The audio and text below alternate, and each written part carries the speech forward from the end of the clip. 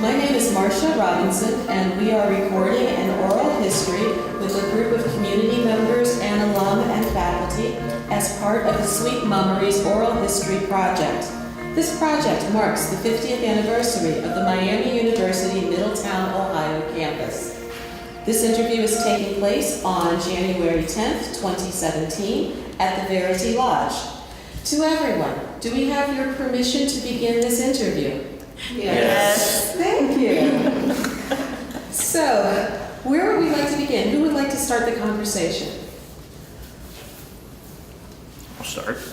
Go ahead, Ryan. One of the things that I wanted to share is regarding to community in relation to Miami University Middletown. One of the things I found here during my time as a student over my 4 years was that community was such an integral part of what was done here. Community in the faculty, community among students, community among staff members. It was not just people sitting there as a monolith doing their own thing.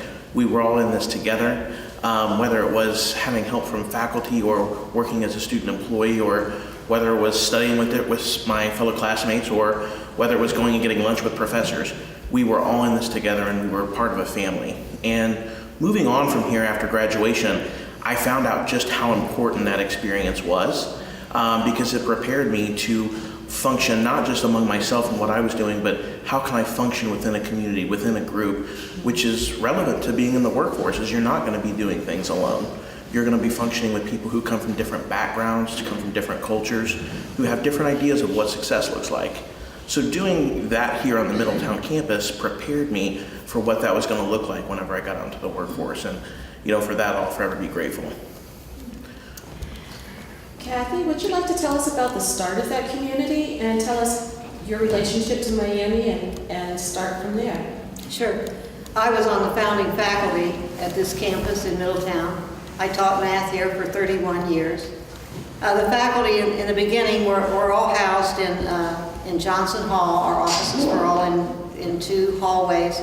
Pretty close-knit community there, as Ryan alluded to, among the various aspects of the campus. We partied a lot, we had fun together, we laughed a lot. As a matter of fact, the night that Larry and I got engaged, we attended a faculty party after he gave me my ring.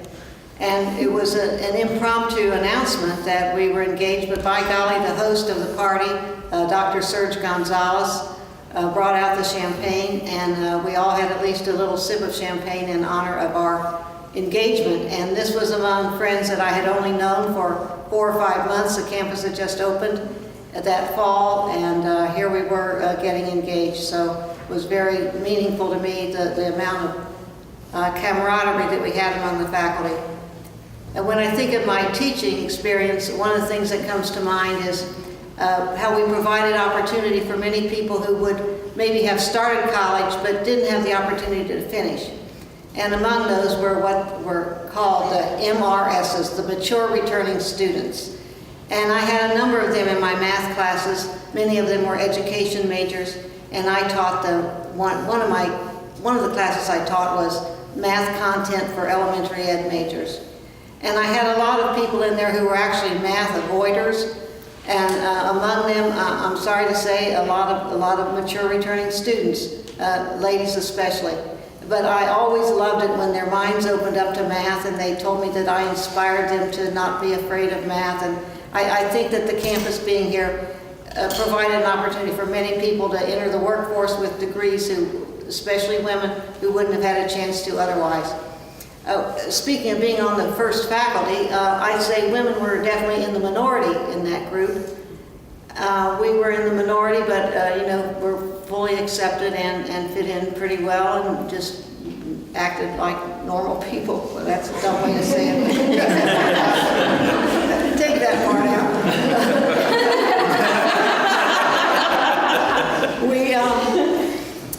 I'm thinking of the support there was, again, back to the community. 2 ladies on campus who were of great renown, Claire Easton and Cynthia Yang. Between them, they started a group for the returning students, the women, I guess, and they call it the Rusty Nails. And that was kind of cool, except they found out later that a rusty nail is a drink, an alcoholic drink, and they were kind of embarrassed about that, but that was okay. Well, so I certainly relate to what Ryan said about a sense of community. It was among the faculty, it was from faculty to students, a lot of support, a lot of encouragement. And of course, the founders, the administrative people at that time were excellent. Dr. Bennett certainly brought about a sense of community. And you know, we weren't always respectful of Dr. Bennett, although we dearly loved him. But one time we were in the faculty room and somebody came in and said that, does everybody know what Dr. Bennett looked like, by the way? You know, tall, dome. And somebody came in the faculty room and said that somebody had donated a piano for Finkelman. And somebody said, is it a Baldwin?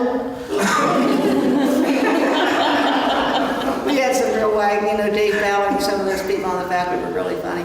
Great people. I could almost name all the original people, but I won't here because I know you'll hear about them. But anyway, community, you're right on. Does anyone else want to speak about community? I'm a community partner. I moved away from this area in 1969. I came back 40 years later. And the first thing I did was, when I moved back into the city, after I found out I didn't want to live in the country, I joined a neighborhood civic association. And I was a little surprised when I joined that association because, lo and behold, Dr. Bob and Dr. John Cinnamon were at that meeting. And I've been involved with community groups before, but I've never been at one where the local university was actually partnering with community people to make the community that the school was in and where people lived a better place to live, learn, work, and play. So I was a little surprised at that. And but they came, one of them or both of them, to every meeting.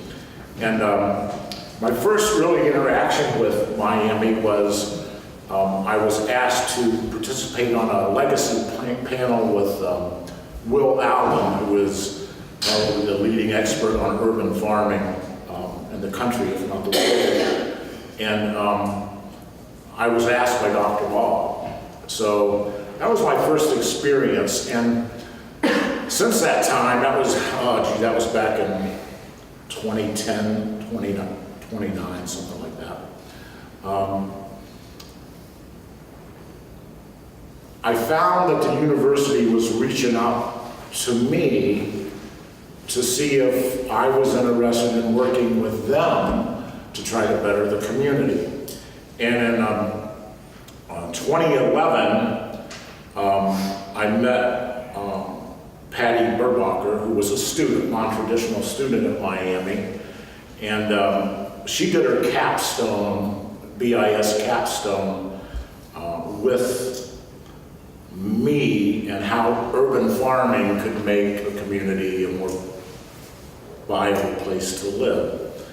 And we've been working with Miami University ever since. We've hosted service learning students. I've given gardening classes in this very building. We've had capstone students.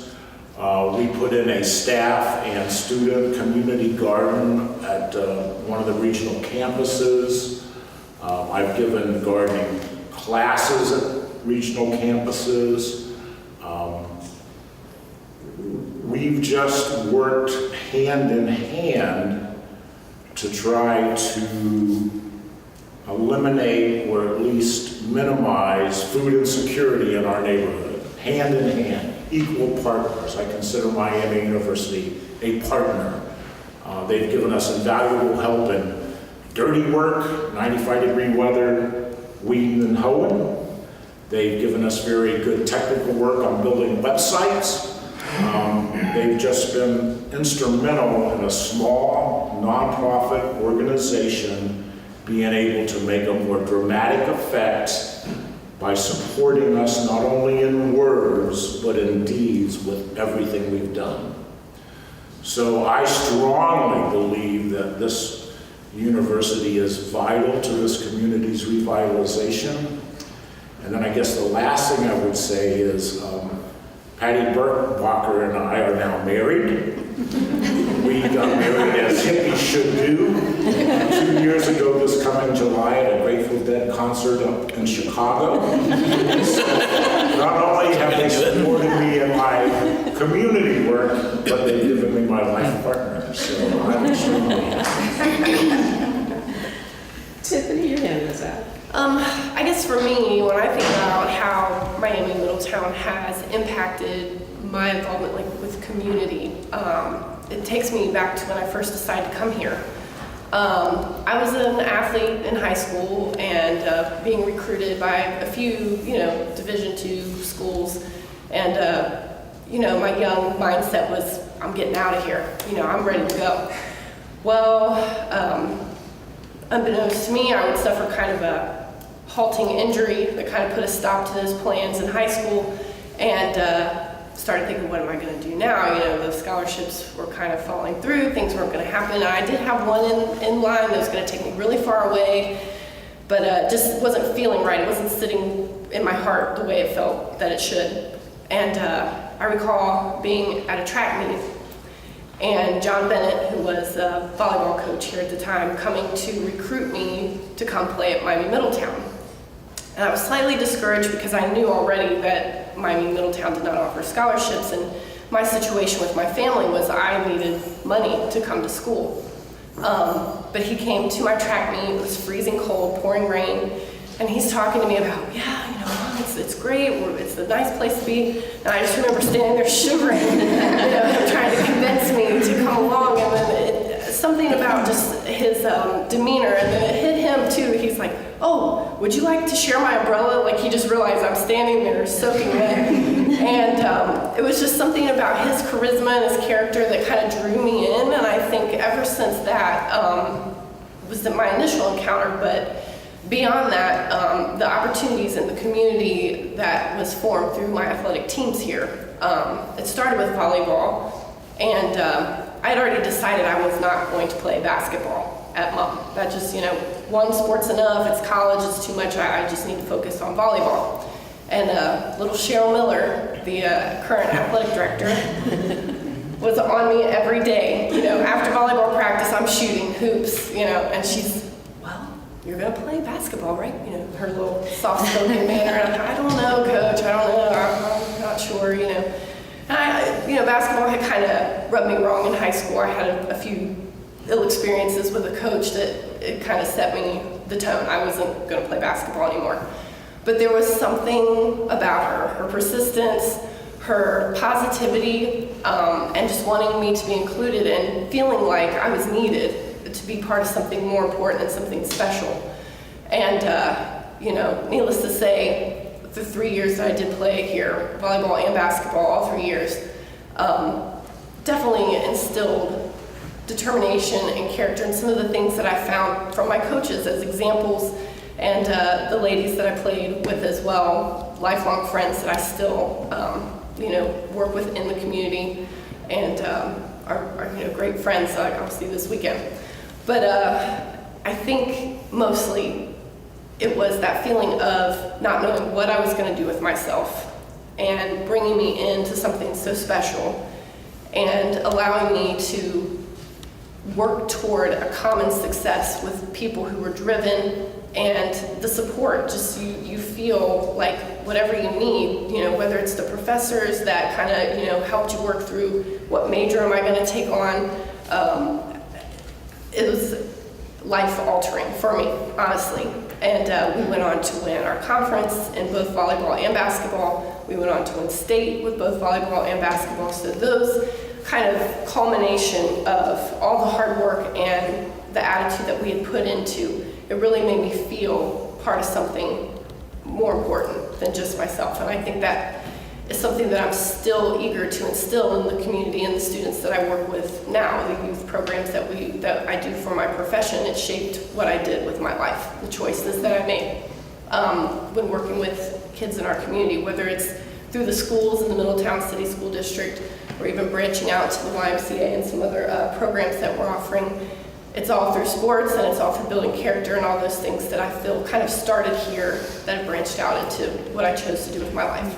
So, With that, I'd like to turn to Crystal. Can you talk to us about service learning? What is that? Yes, well, service learning in itself is what community is all about. Breaking it down, service learning is where our students, we send them out into the community. They partner with our wonderful community partners that we have here, Ned, as an example. And they build on their experiential experiences, working with the community partners, building skills, learning about new cultures, new communities. And they're tying it together with their curriculum within the classroom as well. So there's the reflection piece of learning not only what's going on out in the community, but making sense of how does that tie into our readings, our discussions? How does that tie into who I am as an individual? How does that tie into my future, my connections as a community member? So service learning is very foundational when it comes to community. And I just want to say community as a whole here at Miami Middletown, it's been a blessing for me being the coordinator of service learning and volunteerism here at Miami Middletown. I've had the opportunity, I've lived here a little over 2.5 years in this role, and the people that I have met, the partnerships, the friendships created through my role here at Miami Middletown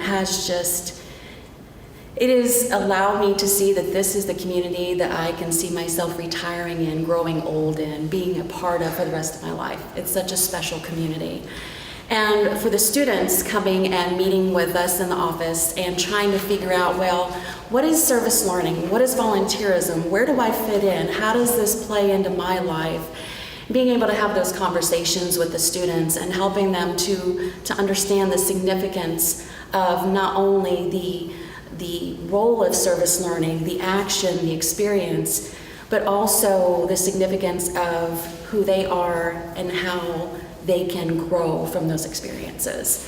There are so many faces in here this evening that I work with on a daily basis, on a weekly basis, semester by semester, and these individuals are not only co-workers, co-educators, but I consider them extended family. And I think a lot of our students have grown to feel the same way. Oftentimes they start out the initial getting connected with a community partner, investing in a service learning experience. They're very timid, they're very shy, they're very lacking confidence, thinking, oh, I don't know if I'm going to be good enough. How am I going to fit into this role? How am I going to fit into this type of community? To growing into their own and to seeing that they are so much more part of the community than they realized, being able to see how much more is within themselves to be able to share with the community as a whole, and being learning to become an active citizen in society. And it all stems from just taking those initial steps outside of their comfort zone, and service learning provides those steps. It provides the steps of being able to step out of what they normally know or are comfortable with, and learning that there's so much more that they can include into their lives. And the same with volunteerism. I want to share an example of how volunteerism can allow people to step outside of their comfort zone and learn about community. And Lisa Raccoon, we partnered over this past summer, with the ELC program here on campus. The ELC program is the English Language Center. And the majority of our students in the ELC are from international countries, such as the majority here on campus right now are from China. And so the concept of volunteerism, the concept of service, it's just very foreign in a lot of ways. And so by partnering with Lisa, Lisa beautifully coordinated opportunities for several staff, as well as many of the students from China, to go to different homes in Butler County, homes of individuals with disabilities, and provide carpentry work, landscaping, cleaning, being able to provide support in any way in which the families otherwise would not be able to do on their own. And after speaking with the regional director, Jerry Martin, he told me that many of those students in reflections in class broke down in tears because they made those connections. They understood what it meant to serve, to give back, what it meant to be a part of a community, especially a community that's foreign to them, and how welcoming that was for them. And it encouraged them to want to do more, to be involved more, to say, Crystal, how do I do more service hours so I can get service awards? You know, how can I ride with you to go to this service event? And I've actually had many wonderful conversations in my car because I would take some of the students with me who wouldn't have a transportation, and we would have wonderful conversations about life, about community, about family, about service. And so Miami Middletown, for as long as it has been here, has built such a foundation of community. And service is a huge part of that. Everyone in this room is a huge part of Miami Middletown's community. And I'm very honored to be a part of the role that continues that momentum of connecting our students with our community partners and vice versa, our partners with our students. Well, I'd like to talk to a couple community partners, and since Lisa, your name has been called, can we start with you? Sure. Okay, thank you. Tell us what it is from the community partner side. What do you see? Wow, so our partnership with Miami has been amazing. I actually work for the Butler County Family and Children First Council, and I direct the program PAWS, which is a program that supports families who have children with disabilities. And so our program is a little bit different. We have found through families communicating with us that there are a lot of barriers that families feel when it comes to getting services and their needs met through the system. And for years and years and years, the system has tried to come up with a way to support families in a way that's sustainable.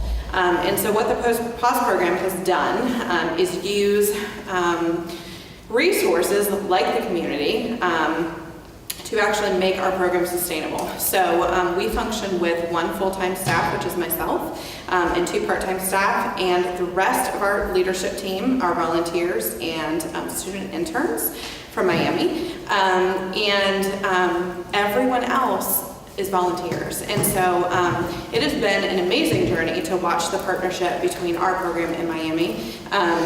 Crystal was talking about the event that we did this summer, and I think it was close to 100 students came to that event. And what we have found is that caregivers, they can spend up to 35 to 40 extra hours a week in care alone of a child with complex needs. And so their to-do lists are long, their family functioning a lot of times is challenging. Their caregiver stress level is increased, obviously, because of the strain of caring for a child with disabilities. And so we have an initiative within our program called Helping Hands, and that's where we partnered with Miami to go to families in our PAWS program and help them tackle their to-do list. And so that day in June, about 100 students came, and we divided into groups. We went to about 8 different homes in the community. They cleaned out storage rooms for a child with autism so that he could have a sensory room. They built a trampoline for a child that could use the trampoline for occupational therapy. They did landscaping, because that is one thing, if you can imagine 35 to 40 extra hours a week in care, you don't have time for that. They went to a home and changed simple light bulbs, but that to the family was unbelievably helpful. Because again, just something simple that a family can't get to, but there was a student that came in and did that for them.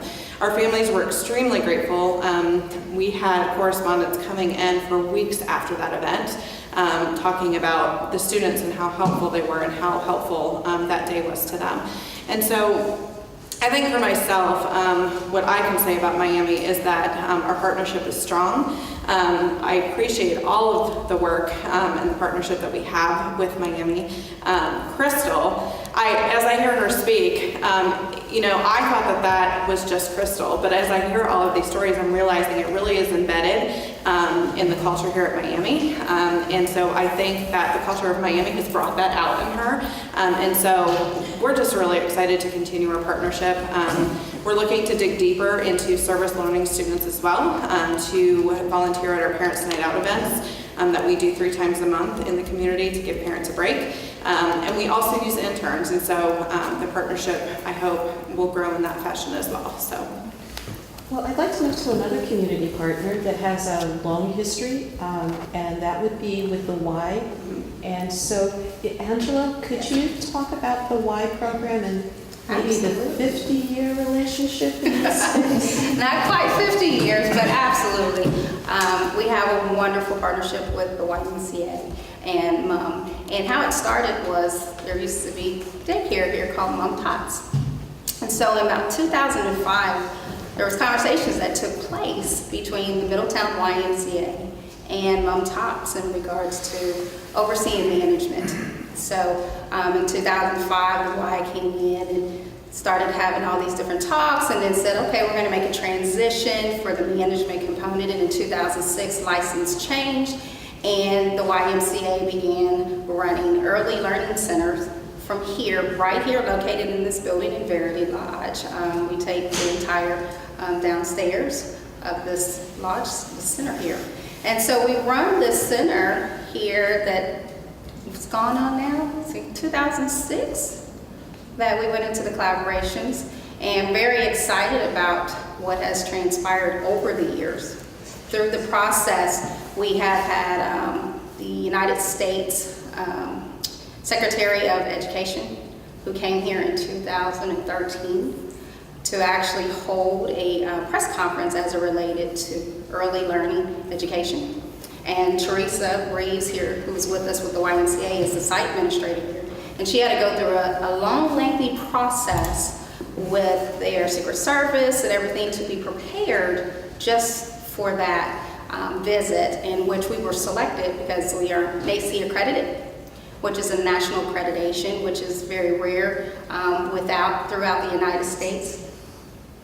Tracy, you want to tell them what NACE stands for? National Association for the Education of Young Children. And then we also received our Step Up to Quality, which is a higher rating, and we received a 5-star in March of 2016, which is the highest level that you can get. So we've made some transitions throughout the years since the partnership has taken place. Very excited about it and very thankful because to run this partnership, we're also with funders like United Way, the Greater Cincinnati United Way, who help us with this as well. So, Teresa. Our partnership began, for me anyway, in 2007. That's when I first came.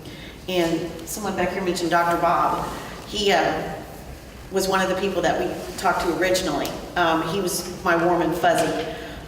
Anything I needed, I could just carbon copy my email with Dr. Bob, and it happened.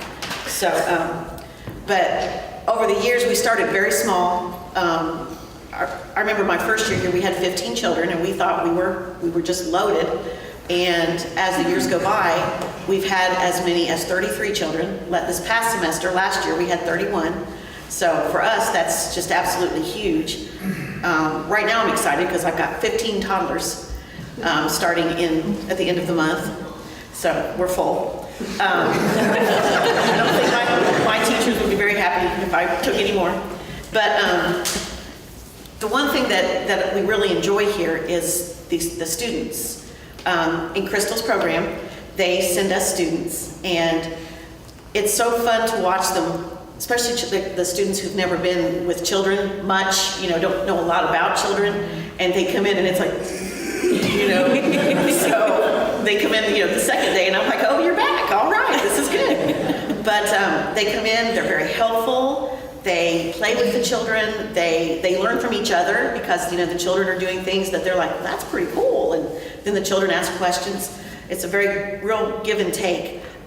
We have actually hired students that have come in as observers, but I kind of like, this person has potential. So, and just recently, this past fall, I hired one of the students. I kept her information, and I had the spot that was perfect for her.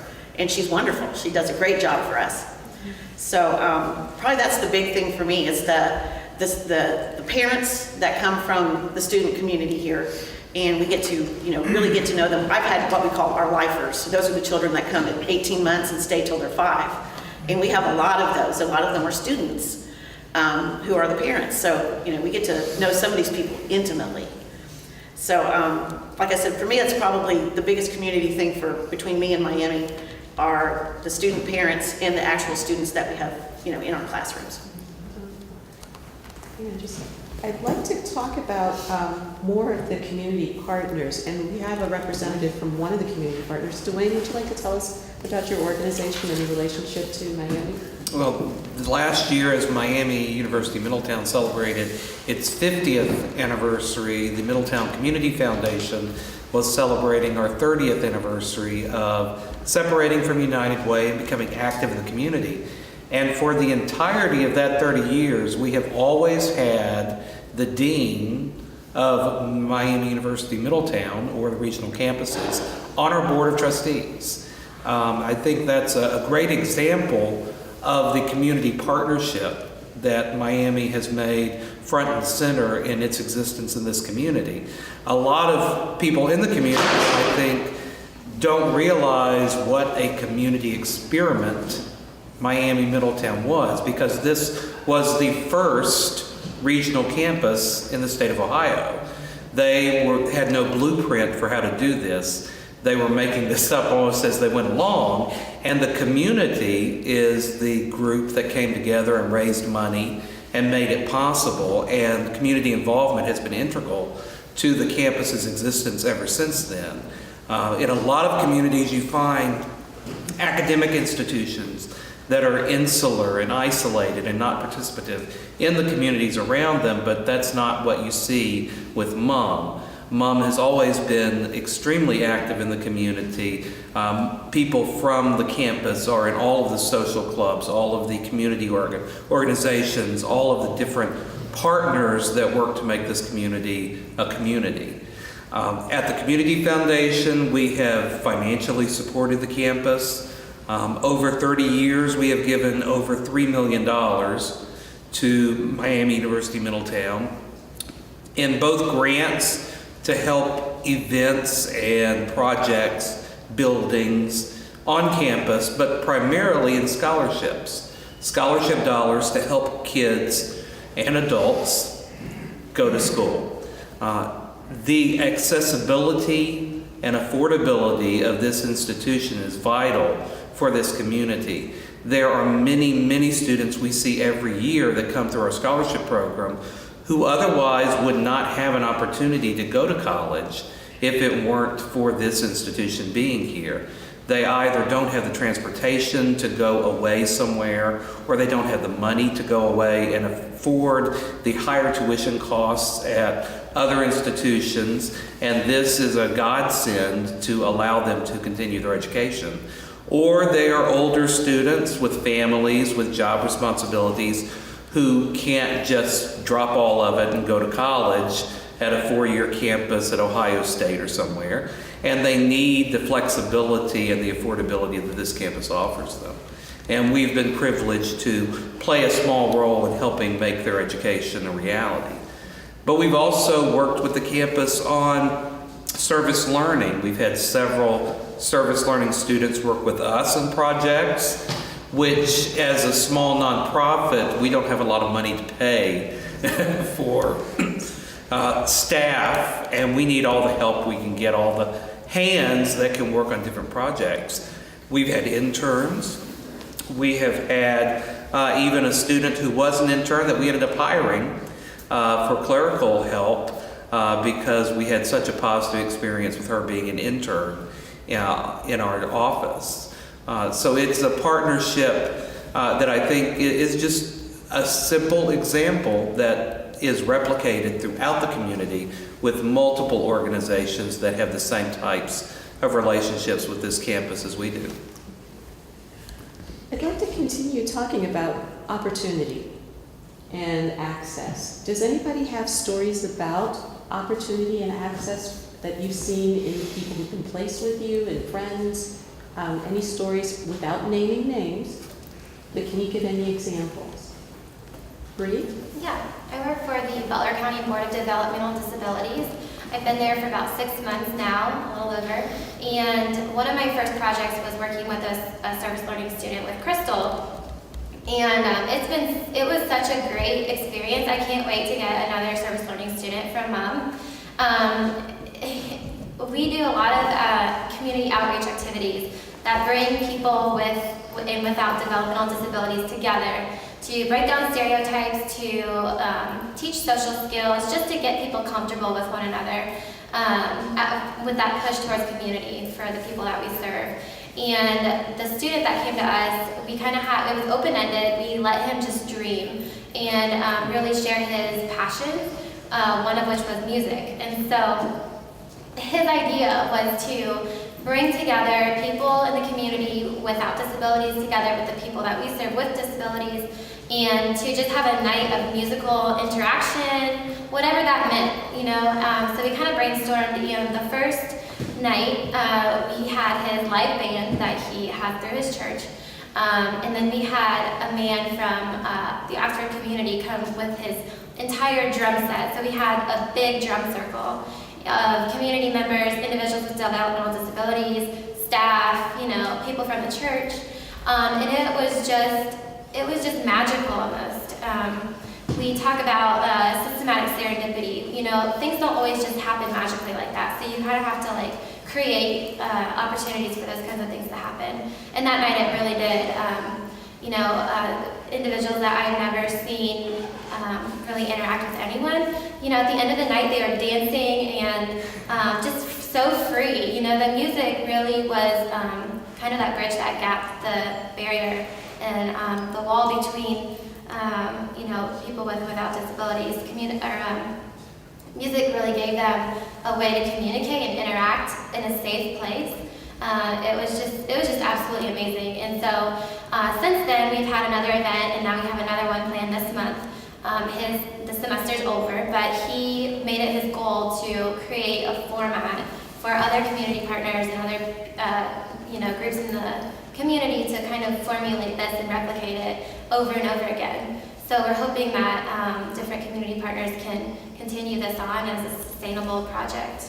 So I really look forward to the rest of my time here at the county board. Hopefully I'll be retiring from the county board and I'll have a lot more stories like this to share soon. Ryan, you have your hand up.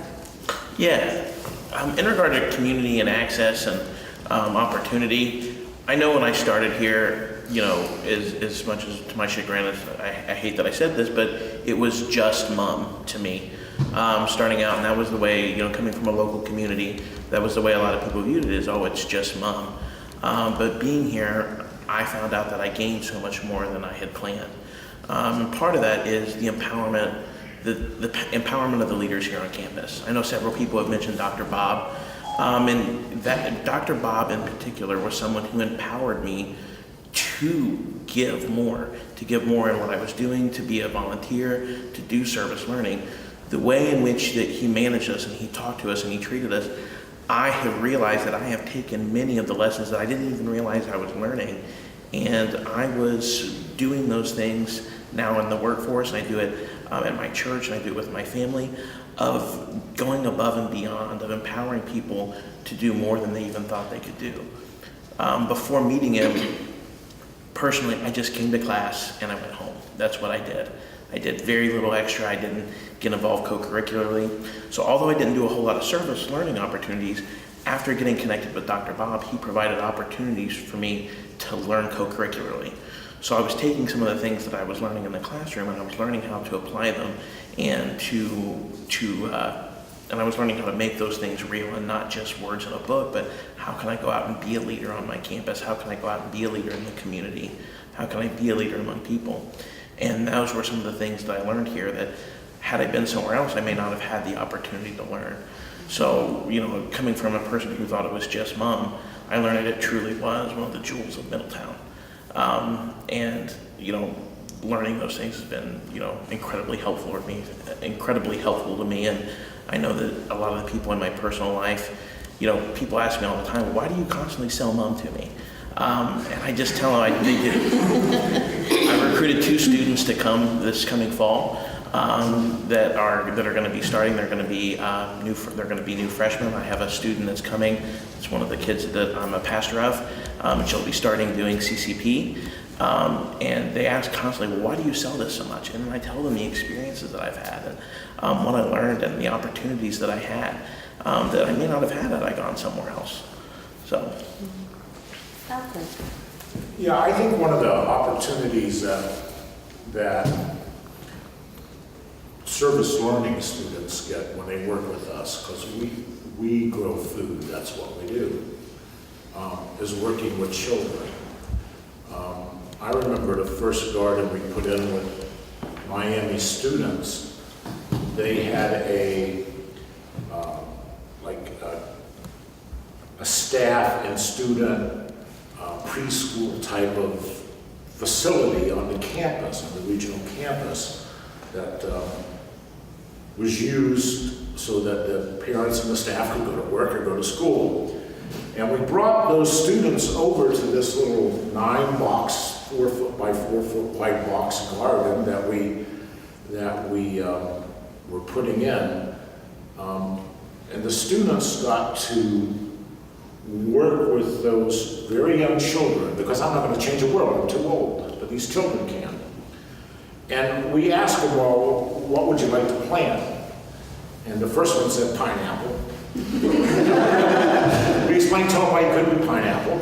And, peas, cucumbers, and on down the line. And the last one, or the second last one, looked at us and said very seriously, canned green beans. That's how disconnected that these children are with where their food comes from. It comes from the basement of Kroger, right? So one of the big opportunities I think the students get from working with these small children is to maybe give them knowledge that they, for the first time, that they never knew. And that now they know green beans don't grow in a can. So the opportunity to work with those children, I think, is the biggest benefit and the biggest thrill that I get out of working with students in Miami. So there was a word that was mentioned before we started taping. The word was empowerment. I don't know if that person recalls that conversation about empowering students. I don't know if it was me, but I'm sitting here thinking about how when I first came, I was an accounting major, and first few weeks in my college level accounting class, I learned everything I had learned in high school, and it was overwhelming, like too much, and it wasn't feeling, I'm a heart person, so it has to sit well with me in my heart to feel, worth it. And I was not doing so well and not sure what I was going to do, and I knew I had to maintain a grade point average to be able to play sports and so on. And one of my friends that I played basketball with said to me, why don't you come and just check out this, this class. The professor's really nice, he'll let you in. It was a early childhood physical education. And it was with Gary Bowyer, who is still head of the department here. They've modified it slightly since then, but he force-added me into the class and provided me an opportunity that really did change the course of my life, because I then became a physical education teacher. And I think that him just being kind enough to let me in, to take me into the class, and then from there he did teach a lot of the classes that I took. He was also in charge of my coaching minor as well. And my very first coaching position was right across the street at Middletown High School with their freshman level girls team. So just feeling empowered to kind of take control and take direction of what I wanted my future to look like really resonated with me. And I think that's a lot because of, the people here just encouraging me to kind of take charge and take leadership. I was encouraged by Jim Sliger to join the student government and other activities, so I was heavily involved. My home situation was a little crazy, and I loved my family, but it was so stressful that I just did not want to be home a lot, so I found myself more and more here at the university, tutoring in the math lab and taking a job at the gym and just whatever I could do to kind of find myself. And I think to me that's the true definition of empowering someone, is when you kind of give them the tools to create for themselves what they're destined to be. So, Do we have other voices to add to the conversation? Sure.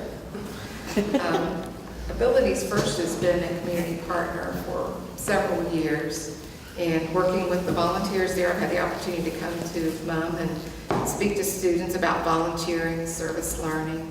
I did a little bit of research. We've had the opportunity in 2015 to host 12 student volunteers. In 2016, we hosted 16 student volunteers. And during that time, we hired 4 of the students. So we are so excited about our partnership, and really it's more than a partnership. It's like Crystal said, you build relationships, friendships that go on even after they're done volunteering. I see students out in the community after they've completed volunteering or even during their volunteering. And it's just relationships, and it's a great opportunity for them to not only learn for their classes here, but to learn about inclusion with people with disabilities. That's what we do. That's part of community. So we value that greatly.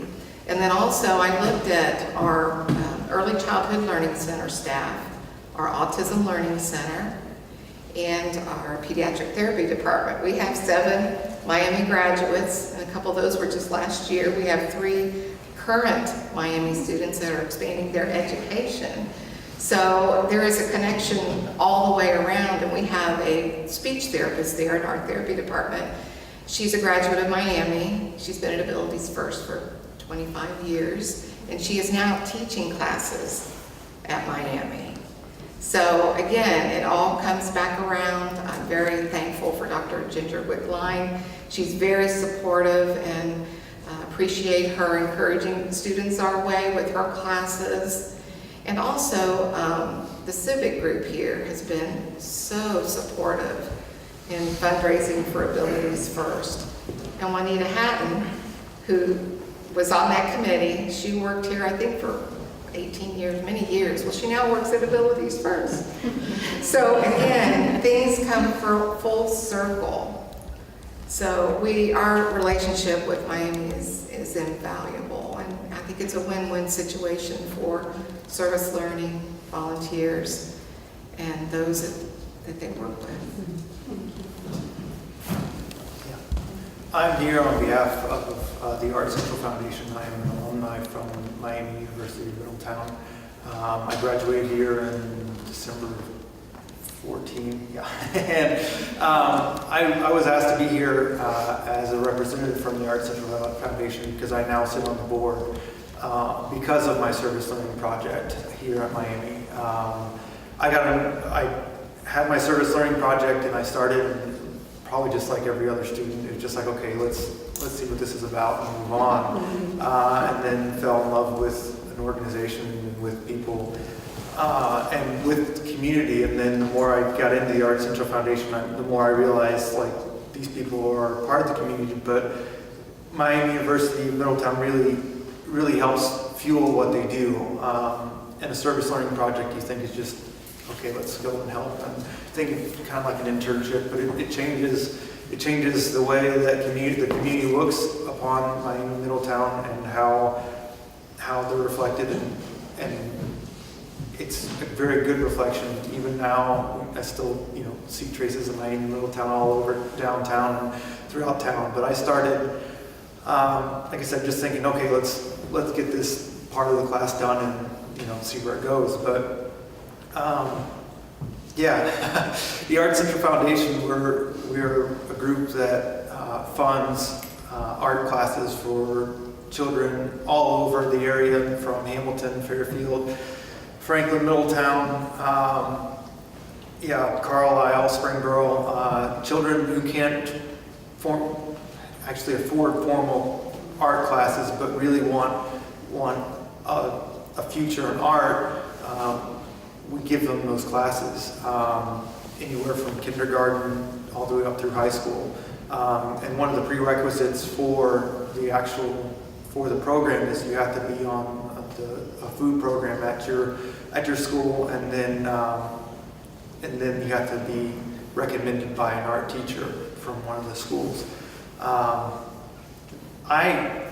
I'm an artist and a craftsman myself, so for me, like when that opportunity came, they said, "Oh, you serve with one of the art groups in the community." I'm like, "Perfect! Like that's gonna be too easy.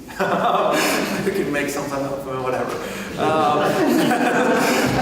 To be honest, but like I said, now I sit on the board. I found myself after the semester had ended, I finished the service learning project. I couldn't help myself but to go back and help. I helped teach a couple of the classes that summer, because the way the program works in the summer is when they teach the classes when the kids are out of school.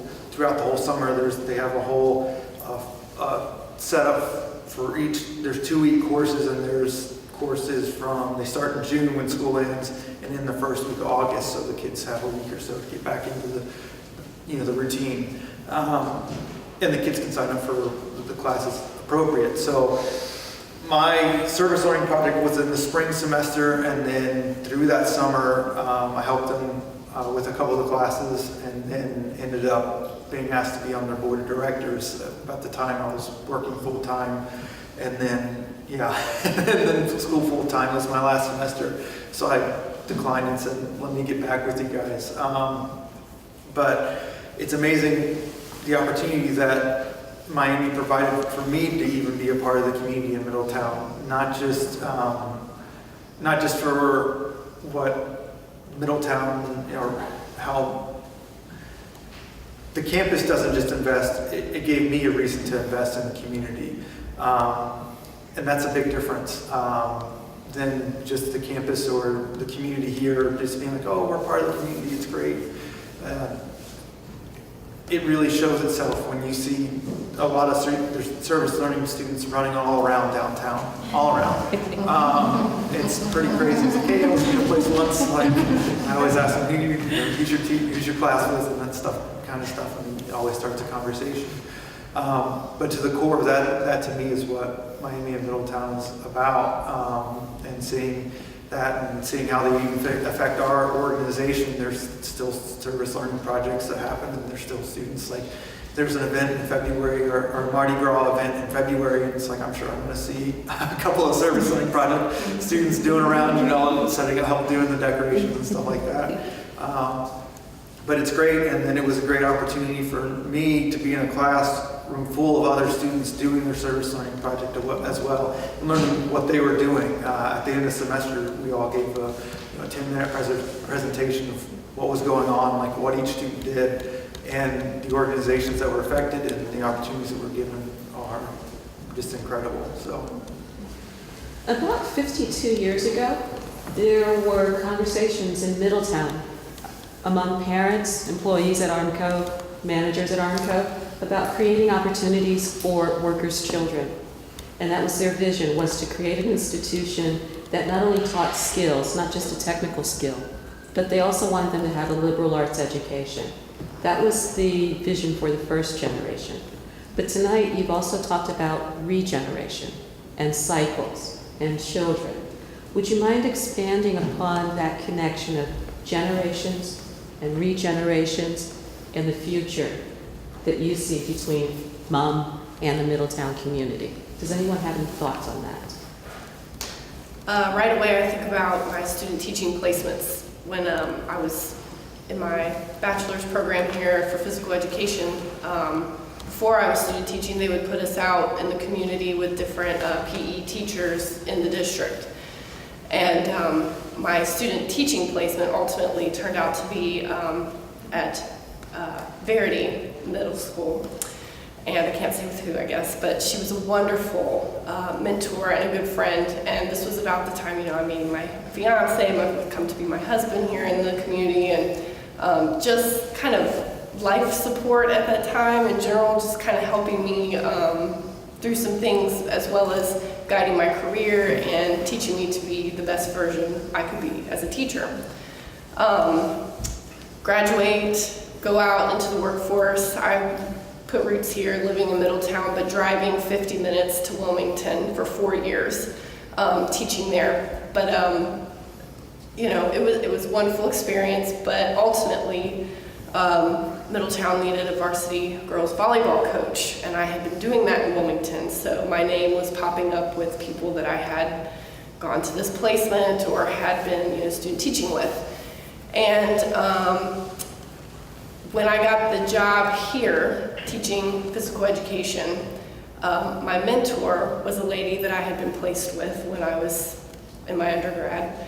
And it's just interesting how I went from the 19, 20-year-old girl going out and learning firsthand from these people to being colleagues, teaching alongside, and then ultimately running PDs for the people that had taught me what they knew at the time. So then, the next, breath of fresh air or something comes in, and they're, what did you learn? So it was a very interesting, like you said, a cycle, like a change in the dynamic, and just feeling kind of valued. It wasn't like it was, she's just a know-it-all, or but it was that true relationship and that connection that was built from the time I went here until ultimately coming back and working in the community as a teacher, that all of my Miami colleagues respect me and feel that I'm a valued member of our staff. So that was a great connection and a cycle that I respect and value very much still.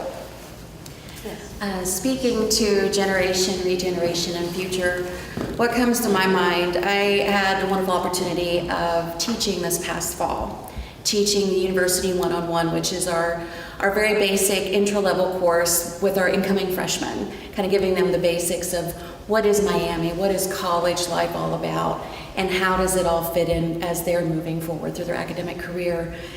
And I remember the first day of class, I posed the question, how many of you feel as college students your main duty is just to come to class and go home? All the hands went up. Every single hand went up, and I thought this is going to be a fun ride this semester. And I had the privilege of building relationships with these students and helping them to break down that mindset that there's so much more. Yes, going to class is very important, but there's also so many other classrooms, so to speak, to which to learn from, and responsibilities as a college student, as a member of this community on campus. And so my students went from the mindset of, oh, I just gotta come to class, do my thing and go. They started reaching out and saying, I want to do this volunteer thing that you're talking about.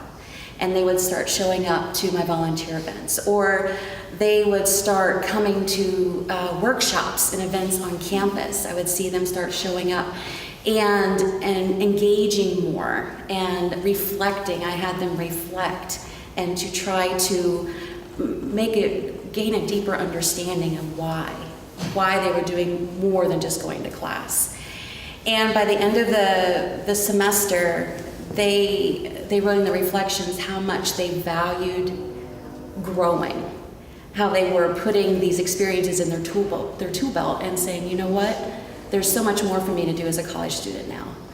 And I believe as a community, there's a saying, it takes a village, and we are a community, and we're planting seeds, and we're encouraging, and we're inspiring, and we're empowering our future generation. So we've got the generation, we got the regeneration, resetting the mindset, and setting them forth as our future leaders. So just having had that experience with the students and seeing them grow and seeing their minds expand, It was such a beautiful and humbling experience, and I'm so grateful that some seeds were planted. I think in terms of regeneration and generation in the future, one of the things I'm excited about is I do think that we have undergone a little bit of a regeneration here lately. You know, back in the 60s or back 52 years ago, whenever they had that goal, I think you can look back at some of the stories that we've shared today and say that they did accomplish that goal, that they provided opportunities for people in this community to get a liberal arts education. But as things go, new needs arise and things have to change, which we've done. You know, our leaders here have come together and now we offer 17 bachelor's degrees. And it's an opportunity, I believe it's the Lumina Foundation, they did a study and they said by the year 2020 or 2022 that we are, you know, going to need a vastly larger amount of people who are educated than we currently have. So the leadership here has looked and they said this is our need and this is what we're going to do to accomplish it. And me personally, I'm excited that in 50 years that we could look back and we can look back at the changes we made and we can say, wow, look at all that we've accomplished. And of course, right now where we're standing, it's hard to see what all that may be. Just like 52 years ago, they won't have seen all the people sitting in this room who've been impacted by the decisions they made. Our dean here, Kathy Bishop-Clark, always talks about the fact that we've landed. You know, 52 years ago, they probably had the same feeling like we've landed, we've accomplished it, we've done it. But they took off and now we've had a new landing and we're trying some new things and I can't wait to see in 50 years what that looks like. Kathy? Well, I was going to speak to some of the things that Ryan just spoke about. You know, when we talked about access earlier, the first thing that came to my mind was way back when it was access for people who were local, people who had stopped out of college, people who came back, that kind of access. But here we are with offering bachelor's degrees here on the campus. And you can call that regeneration, you can call it keeping up with the times, you can call it evolution. You know, but the point is, I think in some ways, the mission of the campus has changed. Certainly our focus and vision has changed from the days when, you know, the Armco folks had set out to do what they did. But everybody knows that you can't be static, and it's to be expected that things change. Your vision, your impetus, your effects, everything you do has to change because people change and times change. And I just think the campus has done a wonderful job of doing that, and I'm proud that we are the one that kind of set the pace for others, and it's been quite a ride, but in 52 years a lot has been accomplished through change. I'd like to open up the floor to any comments that you want to enter into the record that you think will be interesting to some reader in 15, 20, 30 years. The floor is open. You know the rules. Edit if you need to as we go, but it's all yours. What have you got? There was a lady named Ola Mae Pearson who ran the audiovisual department. It was a room, and she was very careful of all the equipment. Ordinary human beings were not allowed to get near the copy machine, which is big behemoth of this gigantic thing.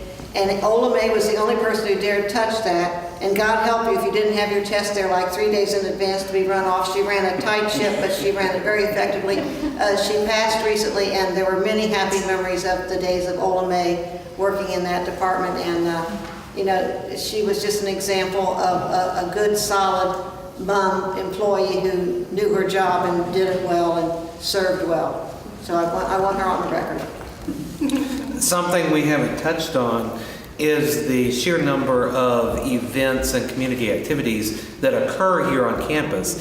As someone who doesn't work here, who never was a student here, who has some involvement through the Community Foundation and our partnership, the vast majority of the time I have spent on campus and involved with MUM has been coming here for various community events. The Family Fun Fest, different events here in Verity Lodge. I've gone to the Bar Association Christmas Party and Kiwanis Club Christmas Party, going to Finkelman Auditorium for the Middletown Symphony concerts, which sadly will end their 75th seasons, their final one, as a singer, having performed on that stage a couple of times. The things that go on in the community room in the Miriam Knoll building in Johnston Hall, all of the various concerts, the lectures, and the Casper Lecture Series. There's so much involvement of just community events that occur on this campus that the majority of the memories I have on this campus, of the good times I think back on, are going to these events as just a member of the community, not as a student or a faculty or someone with direct relation to the campus, but just as a member of the community, taking advantage of what's offered in this space, that if this were not here, we wouldn't have that quality of life that brings to our community. I would just like to share that, the specialness of this place, not only in my professional life, but I carry it forward into my personal life because I'm choosing to get married here. I'll have my wedding reception in Verity. I will be married in the Grove across from here. And it's special to me because my heart is here. And I'm joining my professional heart with my personal heart, if that makes any sense at all. So every time that I come to work, I will always cherish the memories of also joining in marriage here on this campus. So it's going to be a very, very special memory. And I'm just so grateful that it will be here because the office, the space, the community, the people, once you have an opportunity to be a part of Miami Middletown University, Miami regionals, Middletown in itself, you come to understand community. You come to understand relationships. You come to understand the value of how each one of us sitting side by side, there's a connection. There's the give and take that's so valuable. And but yeah, I just wanted to share. I'm getting married here, and I'm loving it. And I'm going to be getting ready in my office, you know, and it's great. Just listening to everything, and I think about uniqueness. I've been working in the Middletown area for about 5 years, and there's a special uniqueness about what takes place here, as everybody has talked about, and that is looking at how the community and a university are interwoven. It's not something that you necessarily really hear anywhere else across the news, but it's like they're hand in hand, and everything that is taking place here is a special uniqueness that is shared with this university. And as Crystal was talking about the relationships, we hear about all the relationships that have taken place between the community, between the students, between faculty, those that are here. There's a special uniqueness about MUM that you don't hear anywhere else, that you probably will never hear. And I think MUM has probably been progressive over time, not maybe necessarily realizing it, but understanding the value of relationships has kind of probably set them ahead of where others aren't at this moment because they understand relationships. I'm going to just kind of go back to what Crystal was talking about. You have everything going on at the university, but I think the university itself is something to be recognized because I know just sometimes being on the playground, one of my favorite experiences with the children was about 3 or 4 years ago on the playground. A mother deer and her fawn walked right by, and the children were just squealing in delight because this baby fawn was just standing there looking at them, and mom is like, come on, let's go, you know. But you see things like that all the time. Just a couple weeks ago, there were 4 deer just standing out here in the grove. The raccoons and the big fat squirrel that we feed, you know, he's huge. So I mean, it's just the beauty of this campus and the woods and things that we have a thing that, you know, going into the woods that lots of other child care centers would not even begin to imagine. You know, we can just get them up and go, and we can, you know, you've got a whole day of learning just walking through the woods. So I think, you know, just the campus itself needs to be, you know, given a, yeah, because it's beautiful. It's not called Bunny Hollow U for nothing. There's still some little steps down there on this side from part of Old Bunny Hollow. We moved down there. I just want to close out on my end with this is, as the alumni director here for the Miami Regionals, one of the programs that I'm creating is a marketing campaign called Regionals Grads Do Great Things. And I want to leave whoever watches this in the future, whether it's 10, 20, or 50 years from now, is not only do regionals grads do great things, whether you're a faculty member, whether you're a staff member, whether you're a student, or you're an alum, regionals, grads, faculty, staff, students do great things. They do it in their community, they do it at the school, they do it in their families, they do it everywhere. And I want to encourage them to never forget that and to keep striving for that, because it's very evident being part of these 50th anniversary meetings that not only do they do great things now, but they've been doing great things for decades. And I want to encourage them to continue.